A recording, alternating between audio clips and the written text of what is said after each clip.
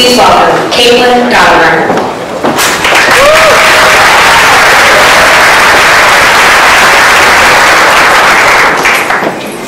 Oh, say, can you see the early light? What's so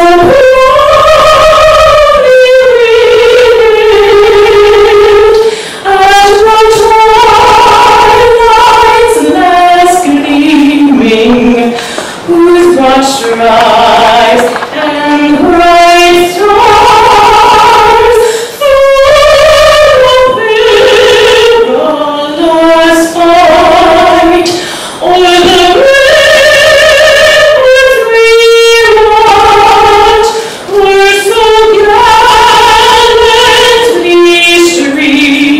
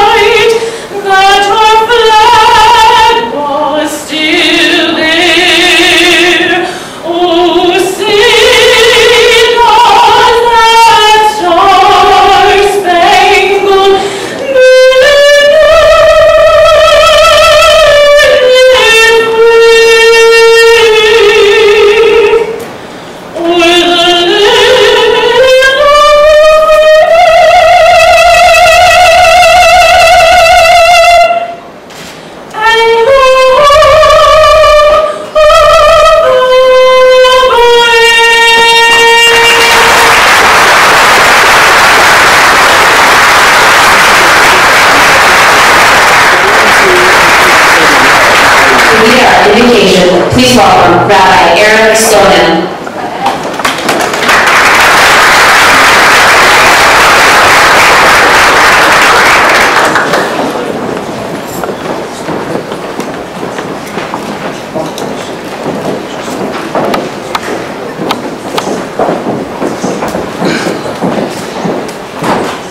Almighty God, creator and sustainer of the universe, grant us, we pray, your blessing and grace as we gather here today, honored to welcome the President of the United States to our city and our beloved Binghamton University.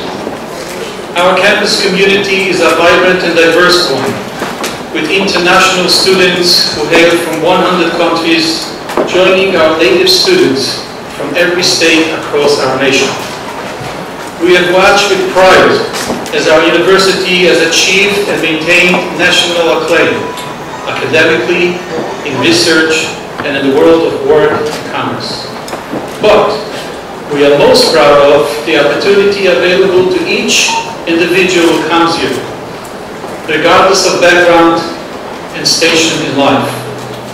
Binghamton is indeed a shining example of the great promise of America. As a public university, it aspires to serve all those who thirst for knowledge.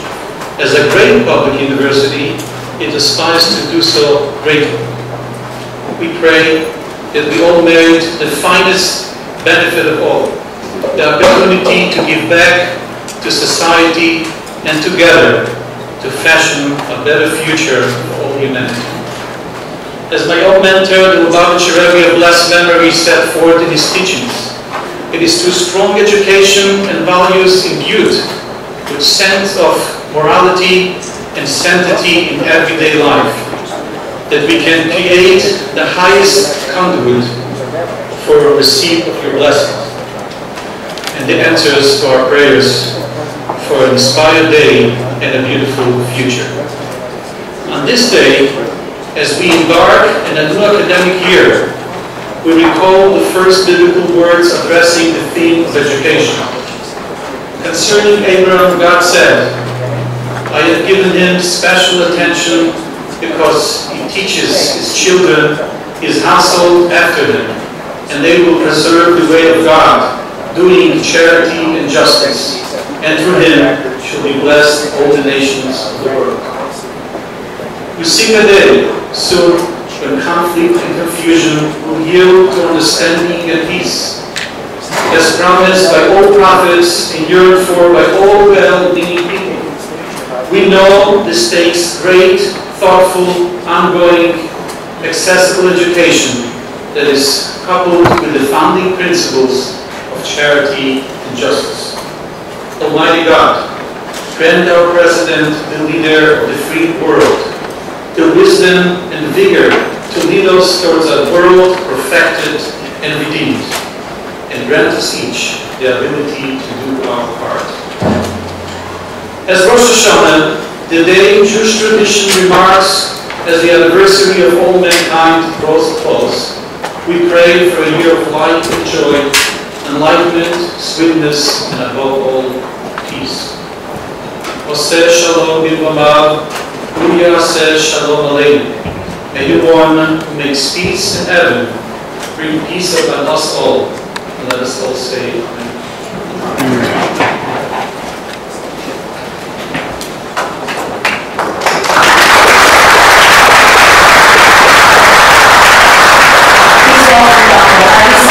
President of Binghamton University.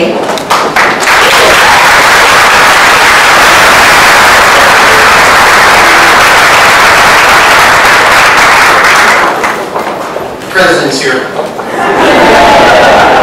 No president. Please be seated. Good afternoon and welcome to perhaps the most historic event in the history of Binghamton University. Thinking about what to say before our president speaks to us, I decided it would be best to write a letter and read it. Dear Mr. President, on behalf of Binghamton University, the Southern Tier region of New York, and the State University of New York, we are proud and honored by your selection of our community as a forum to discuss bold ideas for the future of higher education, an essential pillar of excellence for our country's future. We are more than your host today. We are also your advocate and partner on this journey. For more than a century, the United States has enjoyed a superior advantage in higher education over other countries. But we are losing that advantage as costs rise faster than inflation, and financial aid programs cannot fill the gap for those who struggle to afford college. When I arrived in Binghamton in January of 2012, my first words were, Binghamton University gets it. This campus was delivering extraordinary education, high-quality research, and meaningful engagement with its community, all at an affordable cost. Because people on this campus knew the success of Binghamton University would be measured by the success of its students. And the measures and accolades were there, consistently highlighted in national publications, including Business Week, U.S. News and World Report, Kiplinger's, Fisk, and Princeton Review. But compared to most public universities, we are young, we are small, with no football team, with little reputation outside of select areas of New York State. Even so, we have been called the premier public university in the Northeast, a regional champion. So I challenge our university stakeholders, our alumni, our parents, partners, students, faculty, and staff to strive to be the premier public university in the 21st century, a national champion. But first, we had to define premier, which we did with 4 words: excellence, accountability, balance, and pride. Throughout last year, through careful and inclusive planning, we have started on our path using our roadmap to premier. And we have been so successful in this journey that even you, Mr. President, have heard of us. And perhaps because of that, you've chosen us to host this historic event. Or perhaps you know about Binghamton because you recently played golf with our alumnus, Tony Kornheiser, who I can imagine couldn't stop talking about us. And to get him stopped, you eventually said, okay, Tony, I will visit your campus.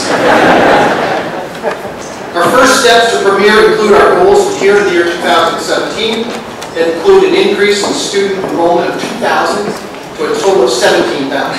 And we're halfway there. Our academic and student access goals, including advancing our already exemplary student quality, expanding high-impact research in areas of national need, increasing access to Binghamton through our commitment to need-based financial aid, reducing our student-to-faculty ratio from 22:1 to 19:1, increasing our already high graduation rate, and maintaining affordability by committing to a 5-year rational tuition policy established by the New York legislature. And you, Mr. President, have been busy as well. You have expanded federal support to help more students afford college and called for shared responsibility in tackling rising college costs. You have implemented the largest investment in student aid since the GI Bill. You have developed a more efficient, reliable, and effective system to help students afford college and manage debt. And you have expanded Pell Grants, created new tax credits, and reformed the student loan system. Mr. President, you have a friend, a partner, and an advocate in Binghamton University. Please let us know what we can do to assist you. The stakes are high, and the task is daunting. But we are committed to helping you in any way possible. Sincerely, Harvey.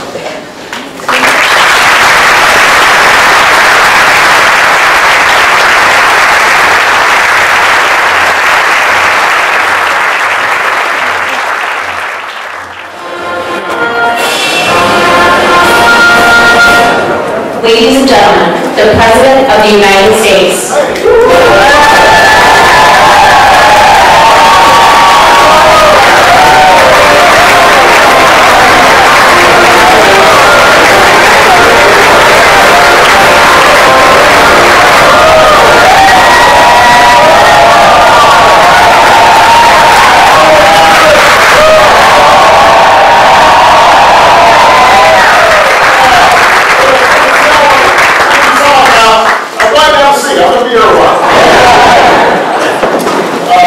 Well, first of all, let me thank the university and your president, Harvey Singer, for having me here today. Give your president a big round of applause.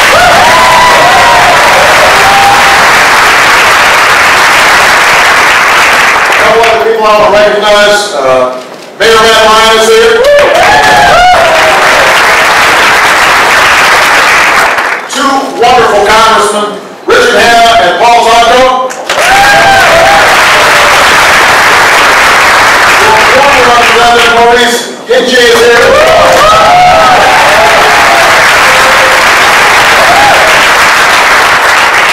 So, first of all, thank you, because it's really nice outside. So, coming inside, I greatly appreciate it. And I'm not going to do a lot of talking at the top because I want to have a conversation with you about a range of issues, but in particular something that is personal for me. A lot of you know that I wasn't born into a lot of wealth or fame. There wasn't a long Obama dynasty. And so the only reason I'm here today, the only reason Michelle and I have been able to accomplish what we accomplished is because we got a great education. And I think the essence of the American dream is that anybody who's willing to work hard is able to get that good education and achieve their dreams. And central to that is the issue that you have a big sign there. We try to message effectively. College affordability. Making sure that people can afford to go to college. You know, I'm on a road trip from New York to Pennsylvania. Yesterday I was at the University of Buffalo. I visited students at Syracuse. Later today, I'm going to meet Joe Biden in Scranton, his hometown. But I decided to stop here for a couple of reasons. Number one, I've been told that it's very important for me to get a Speedies while I'm on here.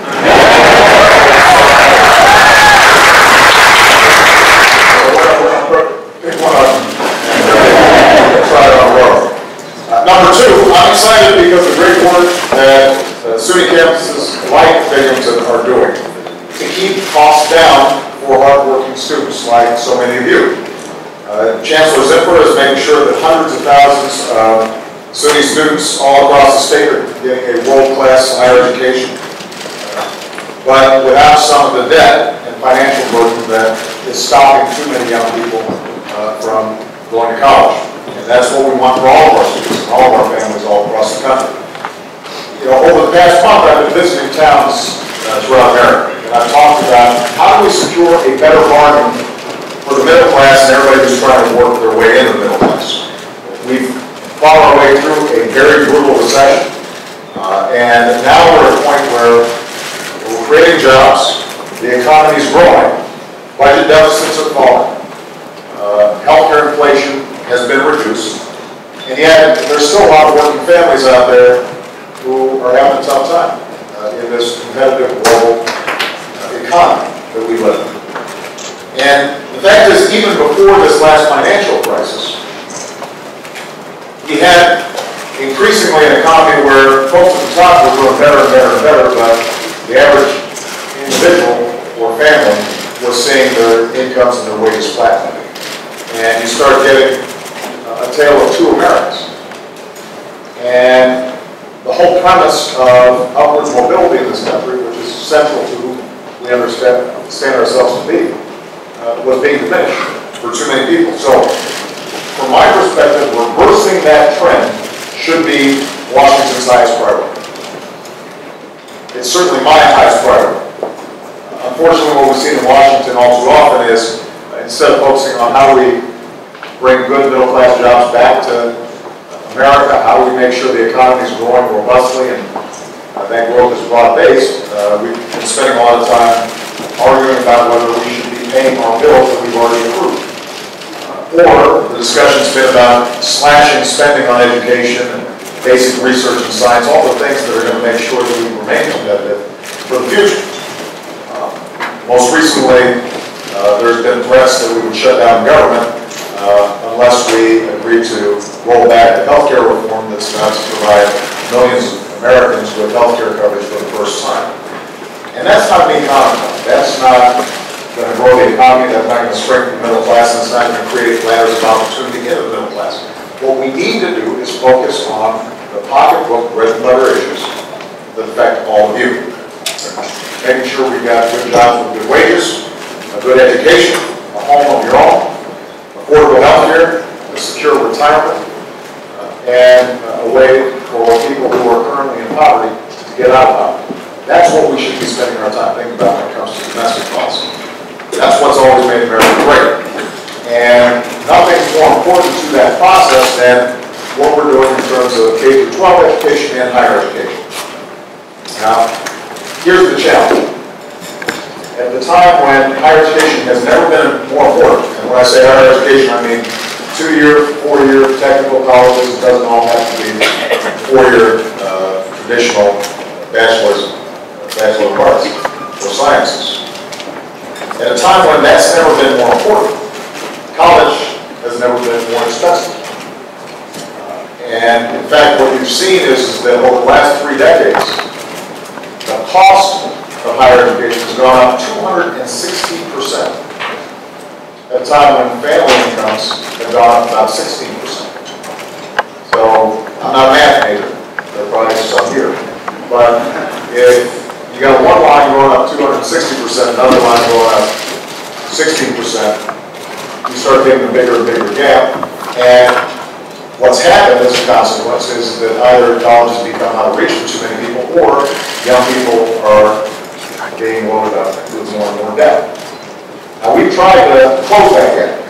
When I came into office, we reformed our financial aid system, so the student loan programs were being run through banks, and banks were making billions of dollars on it. We said, let's just give money directly to students, cut out the middleman, and we then were able to refunnel billions of dollars to provide more students with more grants and more assistance. We've done our best to keep interest rates on student loans as low as possible. But even with all the work that we're doing there, the fact is that the average student is still coming out with $26,000 worth of debt when they graduate. And for a lot of students, it's much more than that. And particularly for those young people who are choosing careers where, like teaching, where they may not make a lot of money. If they're burdened with tens of thousands of dollars of debt, in some cases it's impossible for them ever to pay it off. Or they have to put off buying a home, or starting a business, or starting a family. And that has an impressive effect on our economy overall. So it's not just bad for the students, it's also bad for the economy as a whole. Bottom line is this: we can't price higher education so prohibitive that ordinary families can't afford it. That will ruin our chances to make sure the 21st century is the American century just like the 20th century was. So what we've done, and I announced this yesterday, is propose 3 basic reforms to try to shake the system up. Number 1, we want to start rating colleges based on how well they're doing in providing good value and opportunity for students. I mean, right now you've got a bunch of ranking systems, some of them commercial, and when you look at what's being rated, it's typically how selective the schools are, how few students they take in, and how expensive they are, and what are the facilities like. And what we want to do is to start looking at factors like how much debt do students leave with, and do they actually graduate, and do they graduate in 4 years as opposed to 6 or 8 or 10, and do they find a job after they graduate. So giving some concrete measures that will allow students and families to gauge, if I go to this school, am I going to get a good deal? And since taxpayers are often providing those families and students assistance, we want to make sure taxpayers are getting a good deal as well. And that will create an atmosphere in which college presidents and trustees start thinking about affordability and don't just assume that tuition can keep on going up and up and up. Now what we're also going to be doing is putting pressure on state legislatures to rebalance, because part of the reason so many state universities have had to increase tuition is because state legislative priorities are shifting all across the country. More money in the prisons, less money in the schools. That money, that means that costs are passed on to students in the form of higher tuition. So we got to do something about that. And we're also going to ask a little more from students. What we're going to say to students is, you need to actually finish courses before you take out more loans and more grants. And we want to say that to students not to be punitive, but instead to prevent a situation where students end up taking out a lot of debt, but never actually getting the degree, which puts them in a deeper financial hole than they otherwise would. All right, so that's point number 1. Second, we want to jumpstart competition among colleges and states to think of more innovative ways to reduce costs. And there are schools that are doing some terrific work in reducing costs while maintaining high quality education.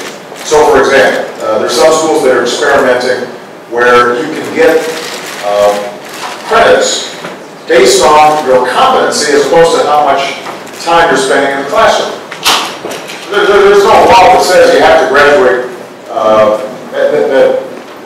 that for you to be in school for 4 years rather than 3 or 3.5 somehow automatically gives you better education. So schools are experimenting with how to compress the time and thereby reduce the costs.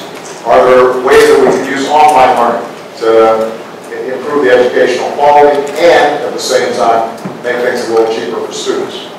So we're going to work with states, schools, university presidents to see what's working, what's not, and let's spread best practices all across the country. And then the third thing we want to do is to expand and better advertise a program that we put in place and expanded when I came into office, and that is a program that says for college graduates who do have debt, we're going to cap the monthly payments that you have to make to 10% of your income. And the notion is that way it's manageable, and you're not going to have to make career decisions simply based on how much money can I make to pay off those student loans. If I want to be a teacher, if I want to be a social worker, if I want to go into public service, then I can do that, and I'm still going to be able to act responsibly and pay off my debt. We already have that program in place, but it's not as widely known as it needs to be, and not as many young people are eligible for it as we want them to be. So we're going to work to improve on that front. Bottom line is, we need to stop taking the same business as usual approach when it comes to college education. Not all the reforms that we're proposing are going to be popular. There's some who are benefiting from the status quo. There will be some resistance. There's going to have to be a broad-based conversation, but part of our goal here is to stir a conversation because the current path that we're on is unsustainable. And it's my basic belief, and I suspect the belief of most people here, higher education should be a luxury. It's an economic necessity in this knowledge-based economy. And we want to make sure that every family in America can afford it. So I'm interested if you guys have other ideas.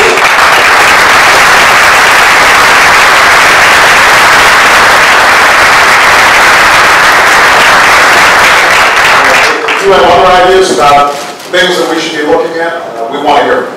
And that's part of the purpose of this town hall discussion. I'm interested in hearing your stories, getting your questions, and this will be a pretty informal affair. It's informal to get when the president comes. Very much the cameras everywhere. So with that, I'd just like to start the discussion. And what I'm going to do is I'm just going to call on folks. Just raise your hand. I would ask you to stand up, introduce yourself. There are people with mics, and they'll bring the mic to you. And I'm going to go girl, boy, to make sure that's fair. All right? So we'll start with this young lady right here in the striped top. Hold on a second, I think Thank you. It's an honor to have you here today, Mr. President. My name is Nicole Rohanan. I'm from the Decker School of Nursing here, which is an outstanding school of nursing that has excellent outcomes. My question today is, because advanced practice nurses, primarily nurse practitioners and nurse midwives, have such an outstanding reputation, we have good outcomes. And the Affordable Care Act is ready to be rolled out soon. Nurse practitioners and advanced practice nurses are in an excellent position to really serve vulnerable populations and people who don't have care. I'm wondering if there's any provisions within your educational act that would support healthcare workers and nurse practitioners to create a sustainable workforce that would be able to support caring for people as we roll out the Affordable Care Act. It is a great question. Now, first of all, let me, without buttering me up, I love nurses.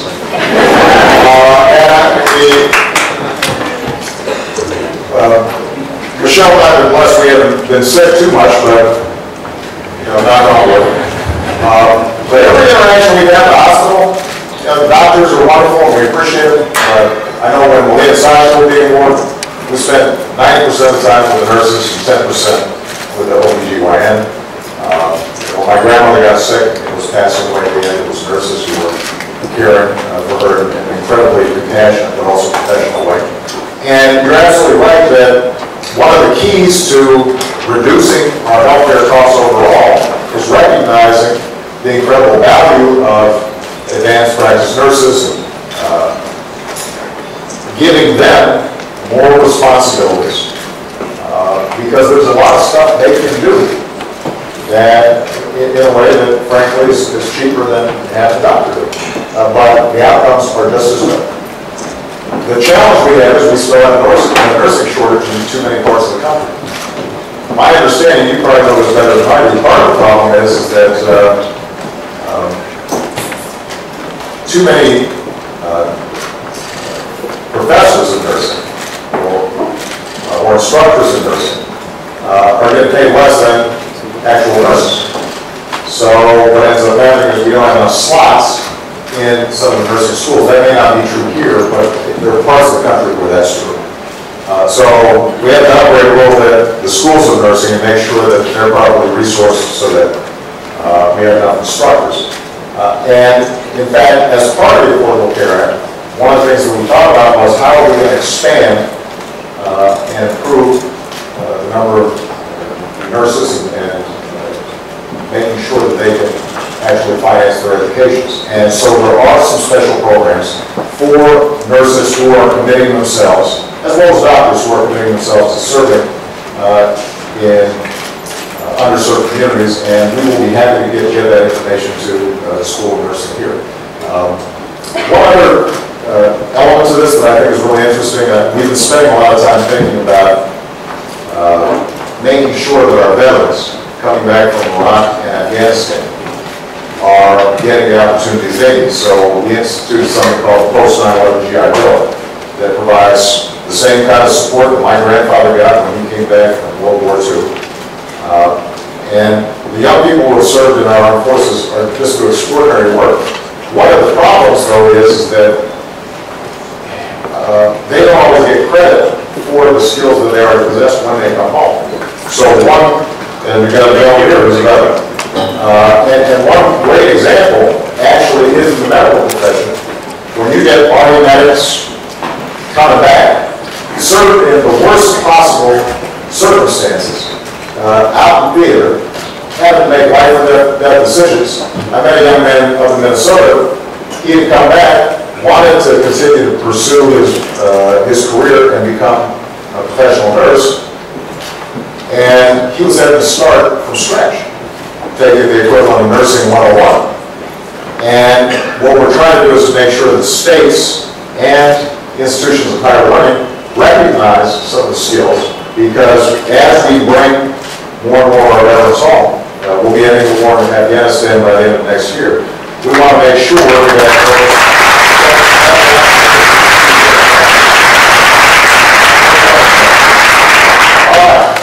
it's a guy's turn. Right here. Yeah.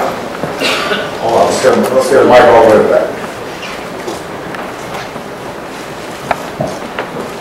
Hello, Mr. President. I'm glad for you to come to Binghamton University. I'm the director of Rainbow Pride Media Theory, and it's the largest LGBT organization on campus. And my main concern is that I know a lot of stories of people who are LGBT who come out to their parents, and their parents are supporting them financially for college. And when they come out, their parents cut off that support. I was wondering if maybe in the future, part of your affordability for college will be able to include LGBT people. Well, first of all, the programs that we have in place don't discriminate and shouldn't discriminate. And the good news is, I think the phenomenon that you just described is likely to happen less and less and less with each successive year. I mean, think about the incredible changes that have been made just over the last decade. Go on. Is gone. Don't ask, don't tell. It's gone. But more importantly, people's hearts and minds have changed.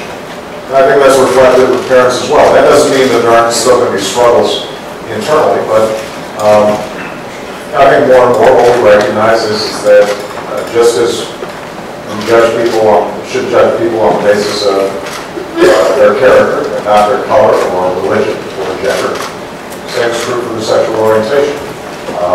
So I don't suspect that we'll have special laws pertaining to young people who were cut off from support by their parents because their parents hadn't gotten to the place I think they should be when it comes to loving and supporting their kids regardless of who they are.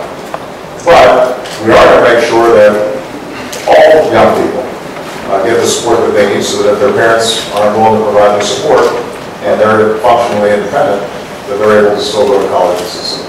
All right? Right here in the Obama t-shirt.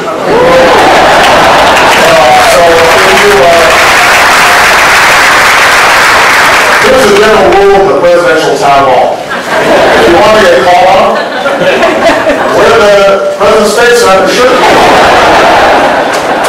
Good afternoon, President Obama. My name is Ivanna Smith. I'm a graduate student in the College of Community and Public Affairs. I study Student Affairs Administration. With that being said, as we're all students, we know how vital it is to have a good foundation in our education.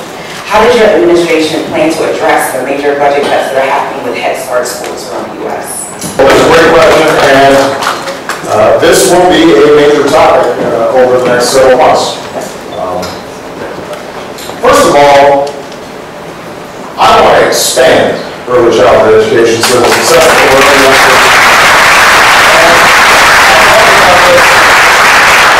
I talked about this in my State of the Union address. It is just common sense. We know, study after study has shown that the biggest bang for the buck that we get when it comes to comes to education is to invest early. If we get 3-year-olds, 4-year-olds well prepared when they start school, that momentum continues. If they start behind, too often they stay behind. Kids are resilient, they can make up for some tough stuff early on in life, but it's a lot harder for them than if we get them young. In fact, studies have shown that there's some very smart programs out there where you identify low-income, single moms in the maternity ward, and nurses talk to them immediately, not just about the health of their child, but also parenting, and create a whole packet with some books and some toys and talk about engagement and expanding vocabulary. All that can make a difference. And high-quality early childhood education can continue that process so that by the time the kids start school, they know their colors, they know their letters, they're ready to go. Now, unfortunately, right now, the federal budget generally has been a political football in Washington. Partly this came out of the financial crisis. We had a terrible crisis. We had to immediately pump money into the system to prevent a Great Depression. So we cut taxes for middle-class families. We initiated programs to rebuild our roads and our bridges. We helped states so they wouldn't have to lay off as many teachers and firefighters and police officers. And that's part of the reason why we avoided a depression, although we still had a terrible recession. But the combination of increased spending and less revenue meant that the deficit went up. And by the time the Republicans took over the House in 2011, they had made this a major issue. And understandably, a lot of families said, well, we're having to tighten our belts. The federal government should too. Although part of what you want the federal government to do when everybody else is having hard times is to make sure that you're providing additional support. As the economy's improved, the deficit has gone down. It's now dropped at the fastest rate in 60 years. I want to repeat that because a lot of people think that if you ask the average person what's happening with the deficit, they tell you it's going up. The deficit has been cut in half since 2009 and is on a downward trajectory.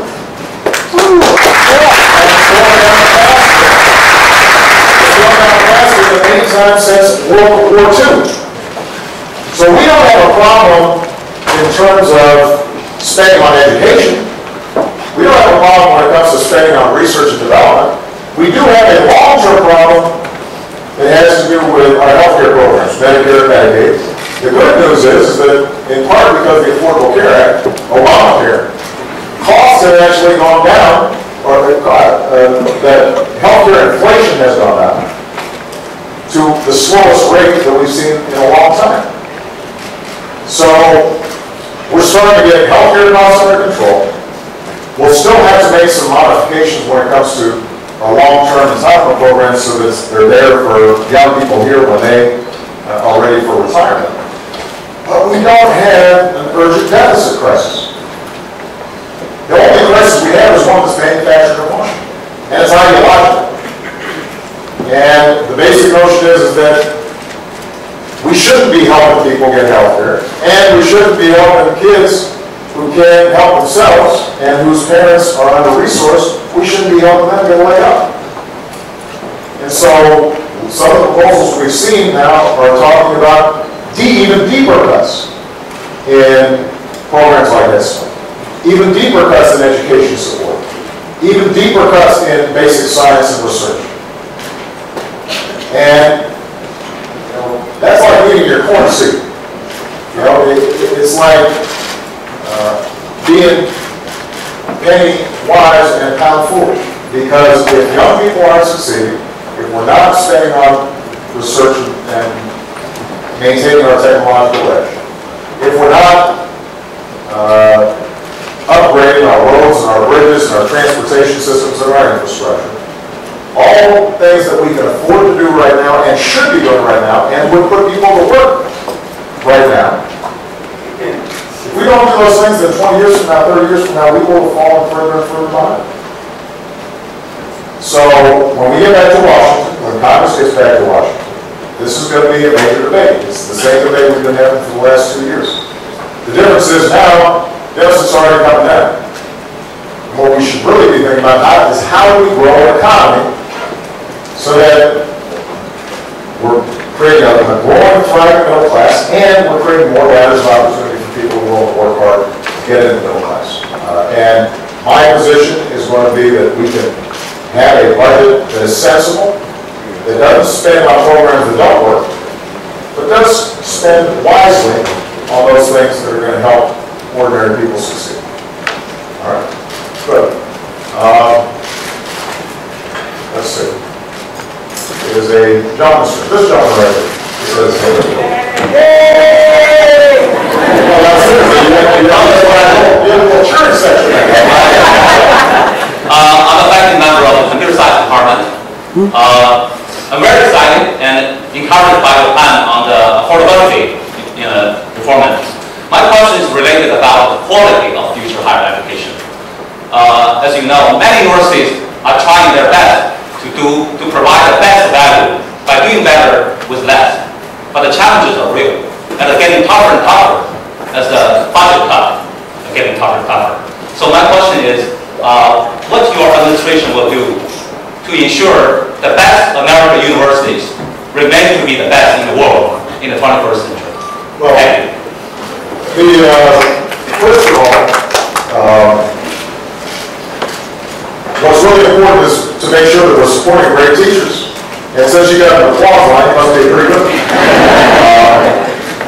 And I don't think that there is a conflict between quality and paying attention to costs as it's affecting students. Now, I mentioned earlier one of the big problems that we've seen in public universities is a diminished level of support from state legislatures. And part of what we're going to try to do is to provide more incentives to states to boost the support that they're giving to colleges and universities. Traditionally, when you think of the great state university systems, it was because those states understood if we invest in our people, we'll have a better trained workforce, which means companies will want to locate here, which creates a virtuous cycle. And everybody benefits.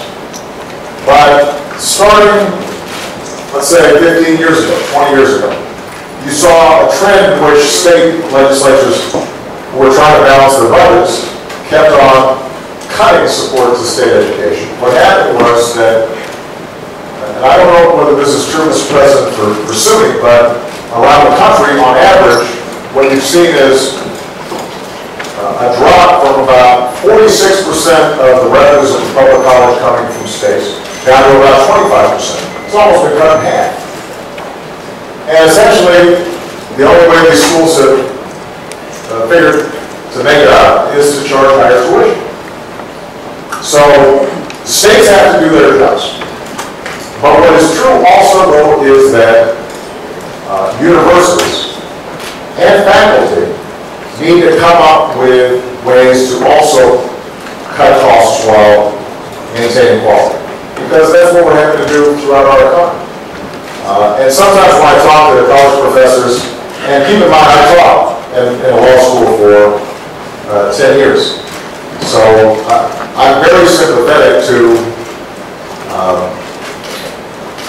the spirit of inquiry and the importance of not just looking at X's and O's and numbers when it comes to measuring colleges. But what I also know is that there are ways we can save money that would not diminish quality. This is probably controversial to say, but what the heck. My second term, so I can say it. I believe, for example, that law schools would probably be wise to think about being 2 years instead of 3 years. Because by the third year, in the first 2 years, young people are learning in the classroom. The third year, they'd be better off clerking or practicing in a firm, even if they weren't getting paid that much. But that step alone would reduce the cost for the student. Now, the question is, can law schools maintain quality and keep good professors and sustain themselves without that third year? My suspicion is that if they thought creatively about it, they probably would. Now, if that's true at a graduate level, there are probably some things that we could do at the undergraduate level as well. That's not to suggest that there aren't some real problems. Colleges, for example, they've got healthcare costs like everybody else. Personnel is one of the most important. It's the biggest cost you've got. And if healthcare costs to provide insurance for your employees is going up as fast as it's been going up, that affects folks. So our idea is not to just have some cookie cutter approach that doesn't take quality into account. The idea is understanding we've got to maintain high quality. Are there ways that we can reorganize schools, use technology, think about what works, so that overall we're creating a better value for the student. And one of the best things that we could do for students is to make sure that they graduate in a more timely fashion. And unfortunately, too many young people go to schools where they're not getting the kind of support and advice on the front end that they need. And they drift, and 4 years, 5 years, 6 years into it, they've got a bunch of credits, but it all doesn't result in actual graduation. And then they get discouraged. And that's an area where we know we can be making improvement as well. And if you've got any other ideas, let me know. Okay. Let's get a young person in here. Right there. Thanks. I'm Campson. I'm a doctoral student here as well as a writing instructor at Syracuse University. And I'm interested in giving federal funds to students who are going to for-profit colleges or colleges I might even call predatory. And I'm very conflicted about this issue, so I'd like to hear your insight. Thank you. Well, you might know more about that since you've written about it, but let me describe for the audience what the challenge is. For-profit institutions in a lot of sectors of our lives, obviously, is the cornerstone of our economy, and we want to encourage entrepreneurship, new ideas, new approaches, new ways of doing things. So I'm not against for-profit institutions generally, but what you're absolutely right about is that there have been some schools that are notorious for getting students in, getting a bunch of grant money, having those students take out a lot of loans, making big profits, but having really low graduation rates. Students aren't getting what they need to be prepared for a particular field. They get out of these for-profit schools loaded down with enormous debt. They can't find a job. They default.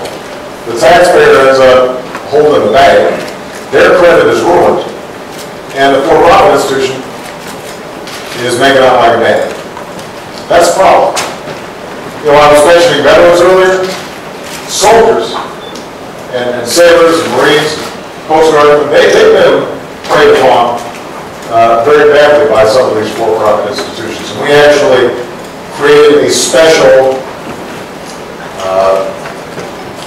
task force inside our consumer advocate protection organization that we set up, just to look out for members of the armed forces who are being manipulated, because what happened was these for-profit schools saw this post-9/11 GI Bill, that there was a whole bunch of money that the federal government was committed to making sure that our veterans got a good education, and they started advertising to these young people, signing them up, getting them to take out a bunch of loans, but they weren't delivering a good product.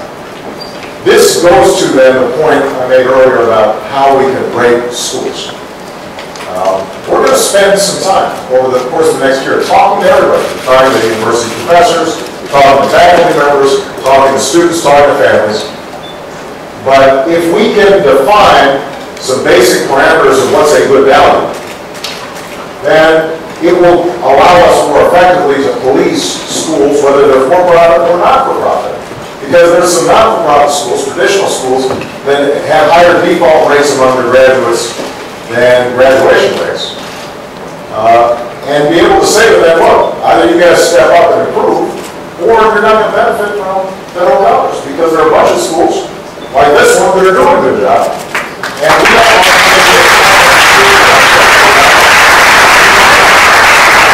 we don't want to encourage students to be smart shoppers, to be good consumers.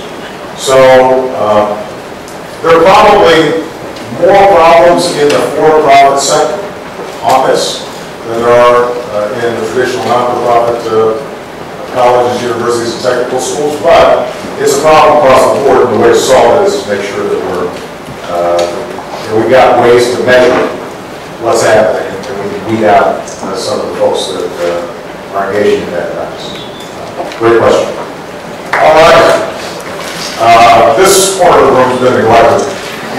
So, gentlemen right there, right in the corner. Thank you for taking the time to visit Binghamton University. I'm a sophomore student of Binghamton University. I'm from Turkey, and I want to ask something about the international students. Most of my friends' families have been facing some hardships to support them financially. For example, when we consider the two Turkish lira equals one American dollar, this situation is getting more important for us. We think that the most reason of this situation is the high level of payment. What do you think, and do you have any working about this issue? Thank you. Well, first of all, we're glad you're here. And we hope you're having a wonderful experience. One of the great things about American universities is they are magnets for talent from around the world. And that has enriched us immeasurably.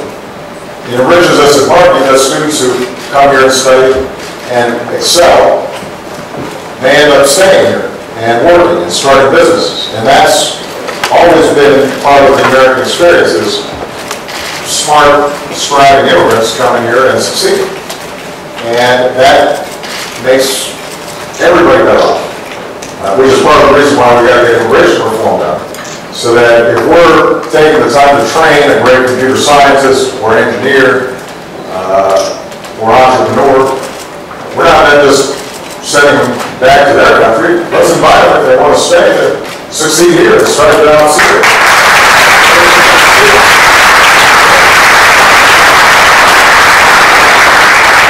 Now, obviously when it comes to federal grants, loans, support, subsidies that we provide, those are for our citizens. And, you know, a lot of Americans are having a tough time affording college, as we talked about, so we can't spread it too thin. What we can do, though, is to make sure that if tuition is reasonable for all students who are involved, then it makes it easier for international students to come and study here as well. So all of the things that I talked about before apply to foreign students as well as American students. We need to make sure the college is affordable, that it's a good value. The good news is that there are schools out there that are doing a great job already, and we just need to make sure that we're duplicating some of those best practices across the country. All right, next. It's a young lady's turn, isn't it? Go on, right there, in the red, or orange. My name is Ann Bailey, and I am a faculty member in the History and Africana Studies Department here, and I teach African American history and African diaspora studies. And tomorrow, I'm going to the 50th anniversary of the March on Washington. And I'm going with my son because I'm here, as you said, because of a good education. And that good education became possible because of that faith-inspired movement that really reached such an important milestone 50 years ago. And I'm so grateful for the fact that I had that opportunity and that my son and that these young people have these opportunities. But I still kind of wonder where we are now in terms of education and civil rights. Where do you think we are? What do we need to do to kind of make sure that it is education for all, including underrepresented groups? That's just my question.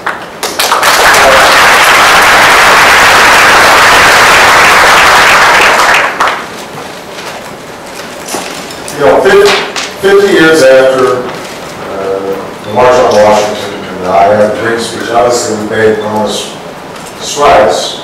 I'm a testament to it. You're a testament to it.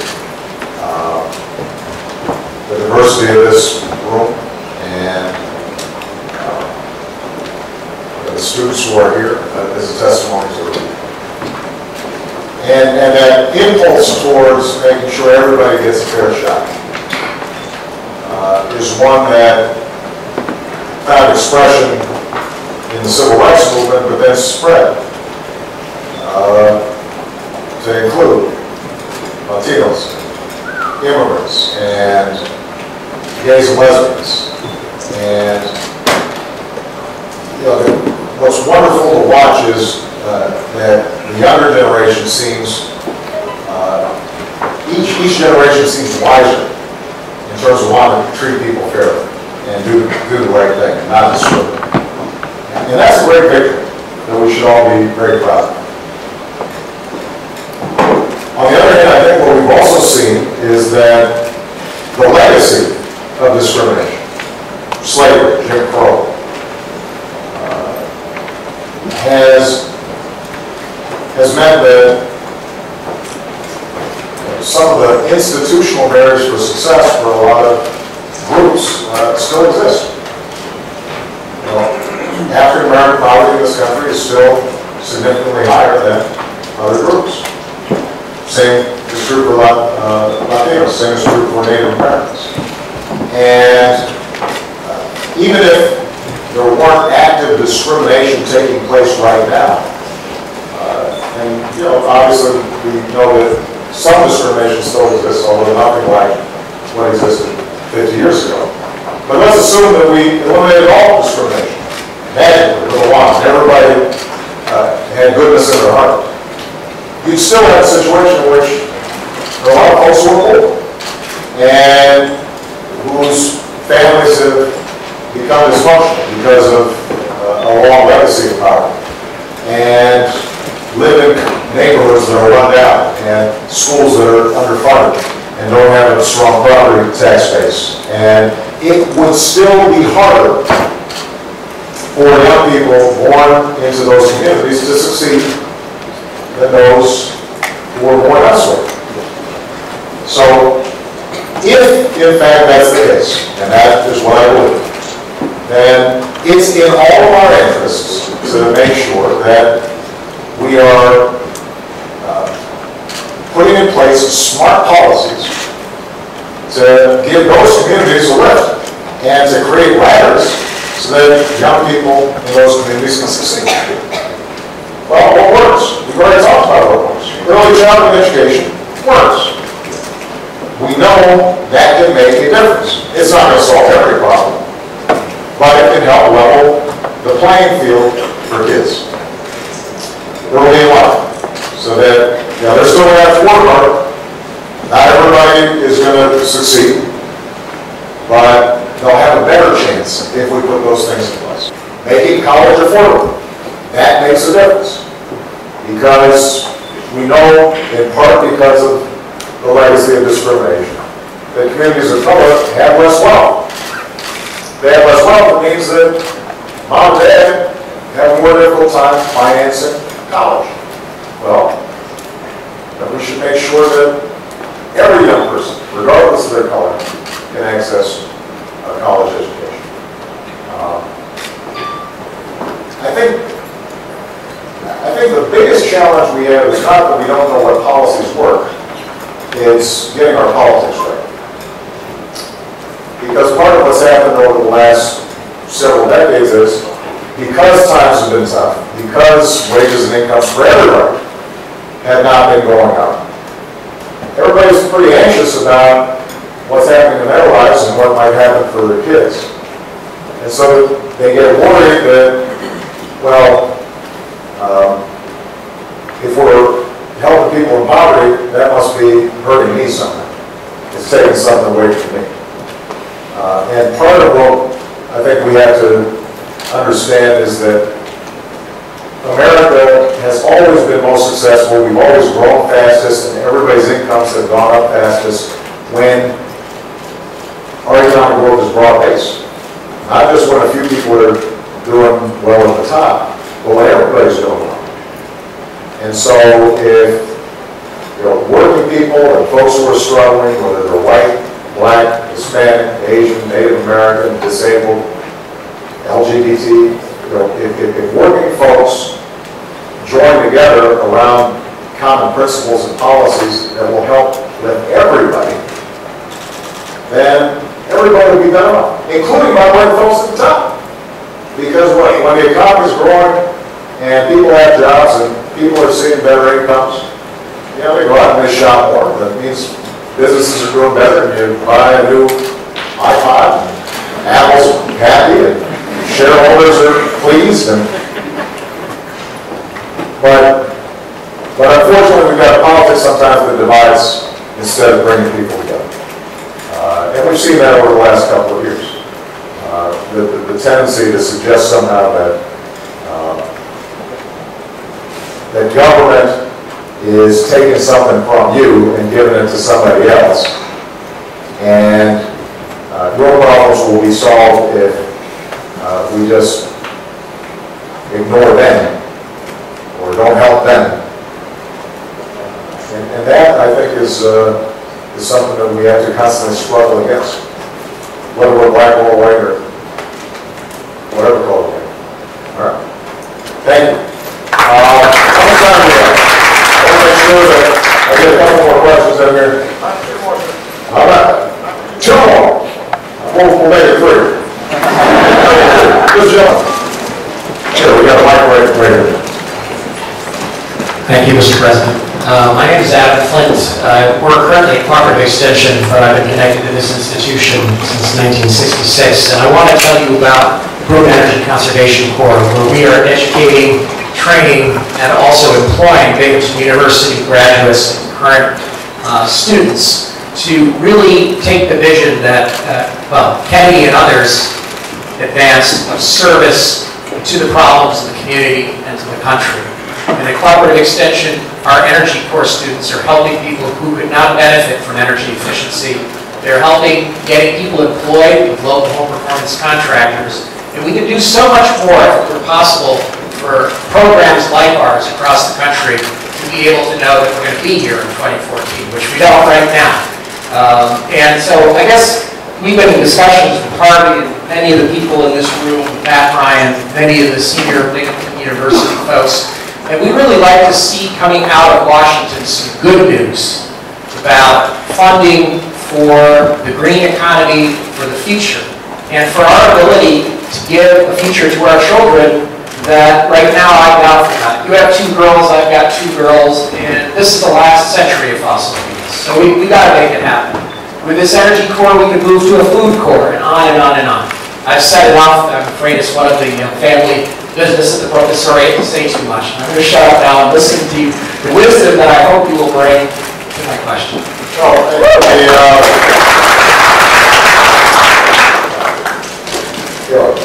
As you indicated in your remarks, we are going to have to prepare for a different energy future than the one we have right now. Now, we're producing traditional energy, fossil fuels, at record lows. And we've actually achieved or are on the verge of achieving about as close as you can get to energy independence as America is going to see. I mean, natural gas, oil, all that stuff's going up. In some cases, what you've seen is that, for example, transitional fuels, like natural gas, have replaced coal, which temporarily are reducing greenhouse gases. But the bottom line is, those are still finite resources. Climate change is real. The planet is getting warmer. And you've got several billion Chinese, Indians, Africans, and others who also want cars, refrigerators, electricity. And as they go through their development cycle, the planet cannot sustain the same kinds of energy uses we have right now. So we're going to have to make a shift. That's why when I came into office, we made record investments in green energy. And that's why I think it's critical for us to invest in research and development around clean energy. And that's why it sounds like programs like yours need to take advantage of technologies that already exist. We're going to have to invent some new technologies to solve all of our energy problems. But we know, for example, the low-hanging fruit of energy efficiency. We know that if we design our schools, homes, hospitals more efficiently, that as a country, we could probably cut our power usage by 20, 25, 30% with existing technologies and without lowering our standard of living. And, by the way, we can put a whole bunch of folks to work doing it right now. We could gather up a whole bunch of young people here and in this community, train them for installation, for energy efficient construction, and redo a whole bunch of buildings and institutions right here, and eventually it will pay for itself. So it's a win-win across the board. Unfortunately, what we've seen too often in Congress is that the fossil fuel industries tend to be very influential, let's put it that way, on the energy committees in Congress. And they tend not to be particularly sympathetic to alternative energy strategies. And in some cases, we've actually been criticized that it's a socialist plot that's restricting your freedom for us to encourage energy-efficient light bulbs, for example. I never understood that. But you hear those arguments. I mean, you go on the web and people be decrying how simple stuff that we're doing, like trying to set up regulations to make appliances more energy efficient, which saves consumers money and is good for our environment, is somehow restricting America's liberty and violates the Constitution. So a lot of our job is to educate the public as to why this can be good for them. In a very narrow, self-interested way. This is not pie in the sky. This is not tree-hugging, sprout-eating, university professors. This is this is a practical, hard-headed, smart, business-savvy approach to how we deal with energy. And we should be investing in it, and encouraging it and expanding it. And so I budgeted for it. I will fight for it. But just as I will be advocating and fighting for Head Start or increases in our science and technology funding, the challenge is going to be that my friends in the other party right now in Congress seem less interested in actual governing and taking practical strategies and seem more interested in trying to placate their base or scoring political votes. Or they're worried about primaries in the upcoming election. That can't be how we run a country. That's not responsible leadership. And I hope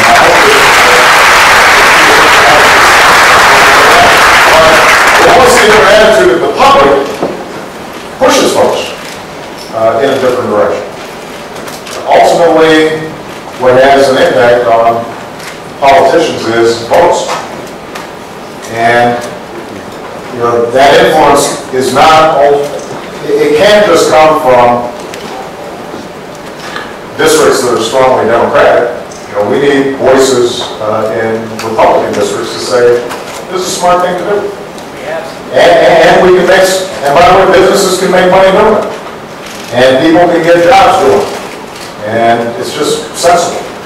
And it's good, by the way, for our national security, because those countries that control the energy source of the future, they're the ones that are going to be in a position to succeed economically. So, all right, I've got time for a couple more. Yes, right here.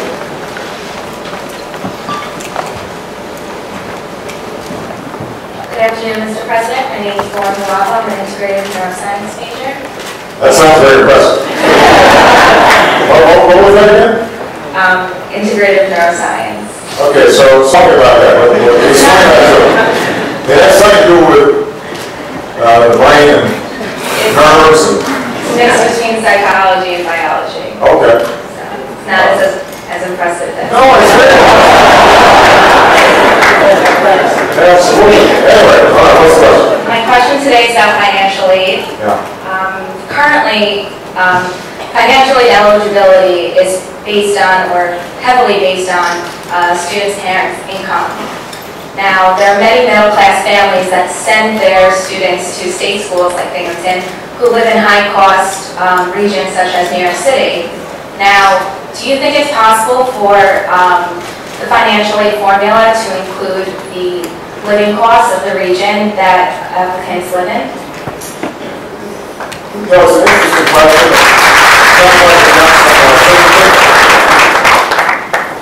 What's absolutely true is that what it needs to be middle class in New York is going to be different than what it needs to be middle class in Wyoming. Just in terms of how far your dollar goes. And I think it is a relevant question. It is a challenging problem because if you start getting into calibrating costs of living, just in a state like New York, a big state that has such diversity in terms of cost of living, then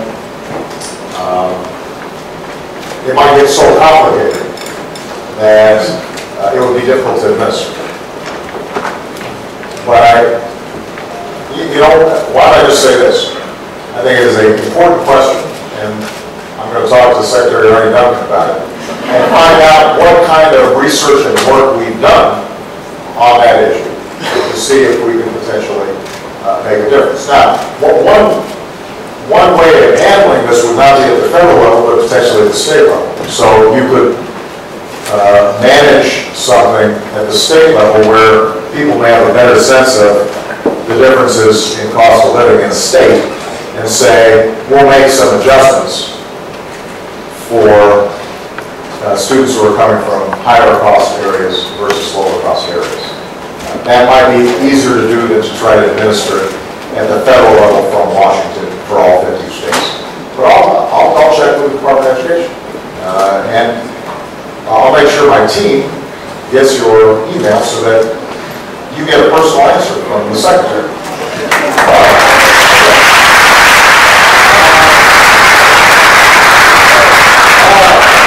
I got one last question, and I want to make sure it's a student. Are you a student? Maybe not. He said maybe. Are you are? Okay. This one I'm very sure. He might have been a young-looking professor. Mr. President, I'm Danny. I'm from here. I'm a student here. I'm from high school college. I know you know. My question is, we spoke about increasing financial aid for college students. However, I feel that with the competitive job market, bachelor's will not be enough to secure a job. My question is, will any of these funds go towards grad school programs, or will it be strictly limited to undergraduate education? Well, first of all, a good undergraduate education means you are much more employable and you're much more likely to get a job. Each additional chunk of education that you get, if done well, if you're getting good value, is going to enhance your marketability. And we see that in the statistics. That's not just, not just talk. Fact is that the average American who has more than a college education or greater is a third less likely to be unemployed than somebody who just graduated from high school. So don't underestimate the power of an undergraduate education. It can make a difference. Now, what's true is that if you, for example, in computer sciences, want to get a master's in computer science or a PhD in computer science, presumably they'll make even more market.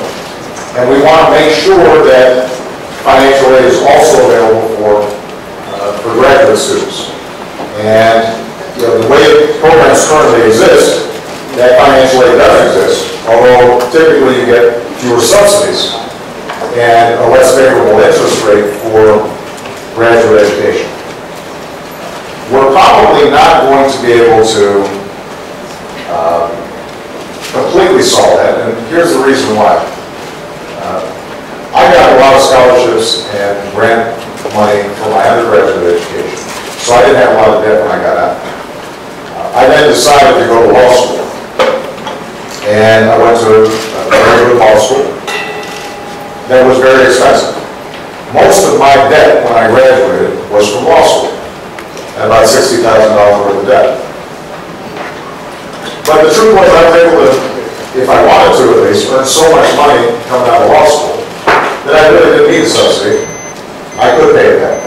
It took me a little longer to pay back than some of my friends because I went into public service and I didn't try to maximize my income. But if I had been a partner at a law firm, pulling down $500,000 a year, there's no reason why I should necessarily have gotten a subsidy for that. The one area where I think we can make a big difference goes back to the very first question I had that was asked of me when it came to schools of nursing. Across the board in graduate school, what we want to do is to provide incentives for folks who need specialized education but are willing to give back something to the community, to the country.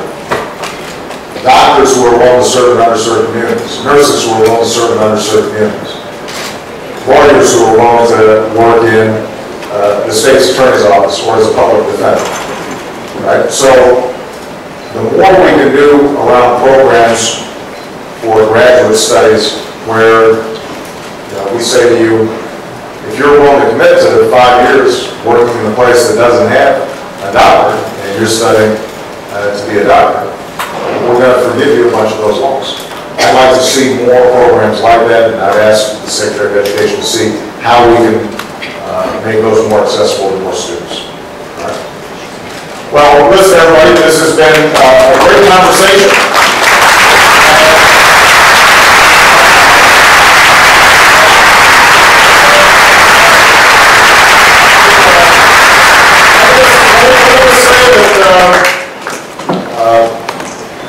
You will be hearing more about this debate over the course of the next year. We will be talking to your university president. We'll be talking to the chancellor of the entire system. We'll be talking to faculty. We'll be talking to students. If you have ideas or questions that were not somehow addressed, then we'd like to hear from you. And go to whitehouse.gov. There's a whole section where we can get comments, ideas, and that, I promise you, we actually pay attention when you guys raise questions. And for those of you who are still sorting out student aid, if you're still in high school, for example, and you're thinking about going to college and you don't know exactly what makes sense for you, we do have a website called studentaid.gov, that can be very helpful to you in identifying what you should be thinking about when it comes to financing your college education. But we're going to do everything we can to make sure that not only are you able to succeed without being loaded up with debt, but hopefully you're going to be able to afford to send your kids to college as well. All right? Thank you for your help.